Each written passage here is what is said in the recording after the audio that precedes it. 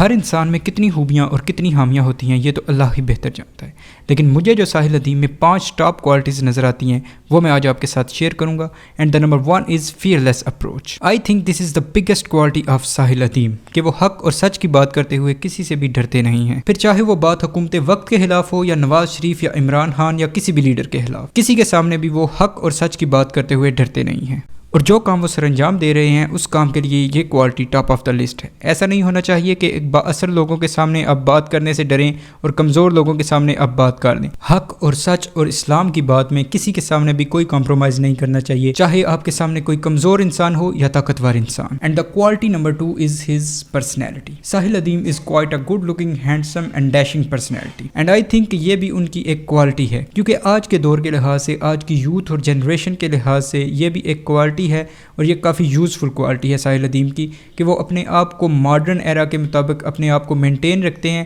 تاکہ زیادہ سے زیادہ یوتھ اور ینگ جو جنریشن ہے وہ ان سے متاثر ہو اور ان کی بات کو سنیں. کیونکہ ہمارے ہاں ایسا ہوتا ہے کہ ہمارے جو مولوی حضرات ہوتے ہیں، جو داڑھیوں والے ہوتے ہیں، ان سے ہماری یوتھ اور ہماری ینگ جنریشن ہے جو وہ بھاگتی ہے، اور ان کی بات سننے سے ہمارے نوجوان کتراتے ہیں. لیکن ساحل ادیم خود کو ماڈرن دور کے حساب سے، ماڈرن ایرا کے حساب سے خود کو مینٹین رکھتے ہیں. اس وجہ سے آج کی یوتھ ان سے زیادہ متاثر ہوتی ہے اور ان کو سنتی ہے ایز کمپیئر ٹو ادر مولویز. جب وہ دیکھتے ہیں کہ یہ تو ایک ہماری طرح کا ہی ایک ماڈرن بندہ دین کی، اسلام کی بات کر رہا ہے، تو وہ زیادہ اس بندے سے متاثر ہوتے ہیں. So I think this is the second quality of Sahil Adeem. The quality number 3 of Sahil Adeem is his energy.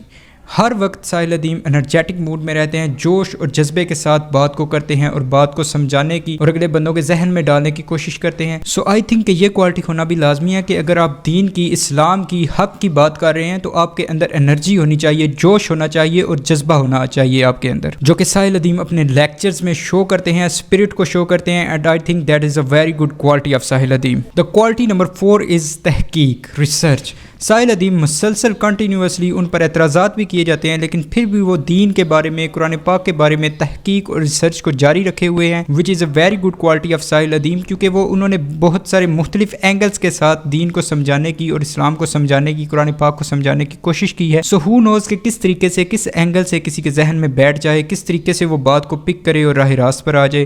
So that's the quality number 4 of Sahil Adeem. And the quality number 5 of Sahil Adeem کہ وہ دین اسلام کو پروموٹ کر رہے ہیں، دین اسلام کی اور حق کی بات کر رہے ہیں، دین کی، اسلام کی تبلیغ کر رہے ہیں، اور نبی علیہ السلام کی سب سے بڑی سنت جس کے لیے نبی علیہ السلام نے سب سے زیادہ محنت، جدوجہد اور کوشش کی ہے، اس سنت کو پورا کر رہے ہیں. تو یہ تمام کوالٹیز، تمام خوبیوں سے سب سے زیادہ بڑی کوالٹی یہ ہے کہ وہ دین اسلام کی تبلیغ کر رہے ہیں، دین اسلام کو پھیلانے کی کوشش کر رہے ہیں. So these are the top 5 qualities of Sahil Adeem, جو کہ مجھے لگتی ہیں کہ یہ کوالٹیز ان میں سب سے زیادہ اچھی کوالٹیز ہیں.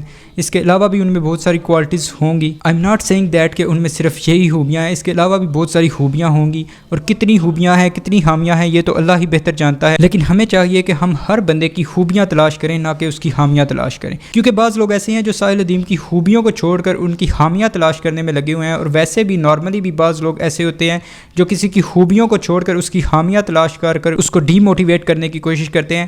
تو that is a very bad habit کہ آپ کسی کی خوبیوں کو چھوڑ کر کسی کی خامیاں تلاش کریں. ہمیں چاہیے کہ ہم ہر انسان کی خامیاں تلاش کرنے کی بجائے اس میں سے خوبیاں تلاش کریں اور اس کی اچھی باتیں اس سے پک کریں، اور اگر اس میں کوئی خامیاں ہیں اور اس میں بری باتیں ہیں تو ان کو اگنور کریں. لیکن اچھی باتیں ہمیں جہاں سے بھی ملیں ہمیں پک کرنی چاہیے اور ان پر عمل کرنا چاہیے. اور نبی علیہ السلام کی اس بات اور اس حدیث کو ذہن میں رکھیں کہ اچھی بات اگر شیطان سے بھی ملے تو لے لینی چاہیے، اسے پک کر لینا چاہیے. نبی علیہ السلام کے پاس ایک صحابی آئے، انہوں نے عرض کیا یا رسول اللہ میں مال کی، آئی am not clear about that کہ مال غنیمت تھا یا بیت المال تھا. تو انہوں نے فرمایا کہ میں مال کی حفاظت کر رہا تھا، تو ایک بندہ، ایک شخص میرے پاس آیا، اس نے مجھے کہا کہ تم آیت الکرسی پڑھ کر اپنے مال کی حفاظت کرو. تو نبی علیہ السلام نے فرمایا کہ وہ شیطان تھا لیکن بات پتے کی اور بات درست کر گیا ہے. تو اس سے ثابت یہ ہوتا ہے کہ ہمیں اچھی بات اگر شیطان سے بھی ملے تو ہمیں وہ لے لینی چاہیے، اسے پک کرنا چاہیے. یہ تھی ہماری آج کی ویڈیو اور ہمارا میسج. ملتے ہیں آپ سے کسی نیکسٹ ویڈیو میں، تب تک کے لیے اللہ حافظ.